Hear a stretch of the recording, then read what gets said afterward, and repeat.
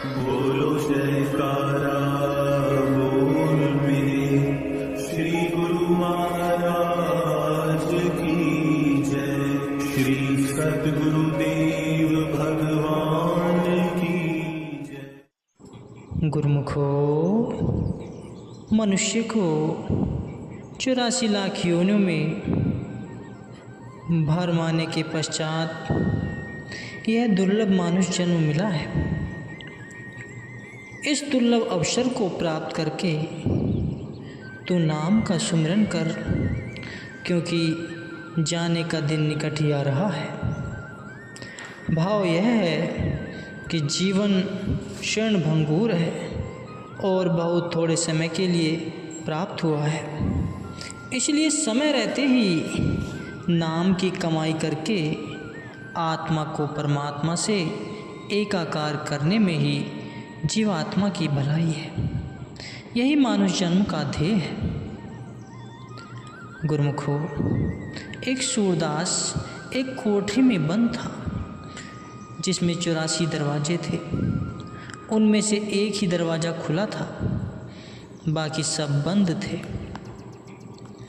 वह सूरदास कोठरी से बाहर निकलने के लिए सभी दरवाज़ों पर हाथ रखता हुआ जैसे ही खुले हुए दरवाजे के समीप पहुंचा, तो अचानक उसके सिर में खुजली हुई। खुजलाता खुजलाता वह उस दरवाजे को पार कर गया। दुर्भाग्यवश वह पुनः उसी 84 के चक्र में फंस गया। यह एक उदाहरण है। ऐसे ही इस जीव को मुक्ति प्राप्त करने के लिए एक द्वार मिला है। वह केवल यह दुर्लभ मानव तन है। गोस्वामी श्री तुलसीदास जी अपनी वाणी में वर्णन करते हैं, बड़े भाग मानुष तन पावा, सुर दुर्लभ सब ग्रंथ नहीं गावा, साधन धाम मोक्ष कर द्वारा, पाई न जे ही परलोक सवारा।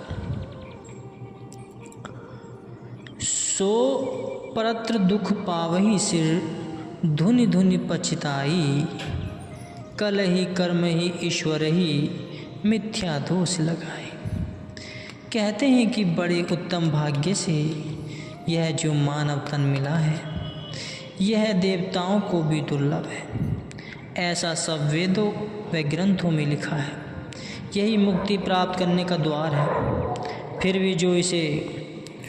भी जो इसे पाकर अपना परलोक नहीं संवारता, वह जीवन भर दुखी एवं अशांत हो सिर धुन धुन कर पछताता रहता है।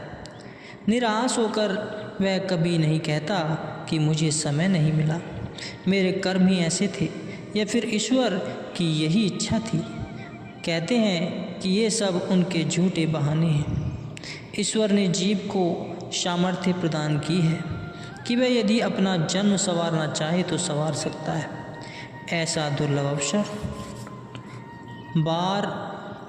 बार हाथ नहीं आने वाला। सद्गुरु कहते हैं, पलटू नरतन पाई के, मूरख भजे न राम, कौ न संग जाएगा, शुत दारा धन धाम। पलटू नरतन पाई के, भजे नहीं करतार, जमपुर बांधे जागे, कहे पुकार पुकार। संत पलटू साहिब जी कहते हैं कि बेशकीमती नर्तन को पाकर मूर्ख प्राणी नाम नहीं जपता। इस नाम के अतिरिक्त अर्थात पुत्र पुत्री धन मकान इत्यादि कुछ भी तेरे साथ न जाएगा। कहते हैं कि जो इस तन को पाकर मालिक का भजन नहीं करता, यमराज के दूत उसे कठिन से कठिन यातना देते हैं। इसलिए हे प्राणी, इस मानव तन को पाकर कुछ ऐसा यत्न कर जिससे उस मालिक से मिलाप हो जाए, क्योंकि यह अनमोल जीवन बार बार मिलने वाला नहीं है। एक दिन श्री वचन हुए गुरुमुखों कि मनुष्य आमतौर पर दुनियावी धंधों और संबंधों में इस कदर उलझा हुआ है कि वह यह भूल ही जाता है कि कि इनसे मेरा संबंध अस्थायी व थोड़े समय के लिए। संसार में आकर जीव अपने मेन उद्देश्य को भूल बैठा है। संसार में रहते हुए सब कार्य व्यवहार करते हुए जीव को साथ साथ अपनी आत्मा का कल्याण भी करना चाहिए। मालिक के नाम एवं भक्ति को सदा स्मरण रखना चाहिए। संतों सत्पुरुषों ने इस मनुष्य शरीर को अति दुर्लभ कहा है। अगर इस तन को पाकर मालिक की भक्ति नहीं की तो भला ऐसा सुंदर अवसर जीवन को फिर कब प्राप्त होगा। अगर इस जन्म में मन की सफाई करके सत्य की प्राप्ति एवं सच्ची शांति प्राप्ति नहीं की तो समझो कि यह जन्म यूं ही बर्बाद कर लिया। मनुष्य को सर्वश्रेष्ठ की उपाधि इसलिए दी गई है क्योंकि वह अपने इसी जीवन काल में ही अपनी आत्मा को जन्म जन्म के बंधों से आज़ाद करके मुक्ति प्राप्त कर सकता है।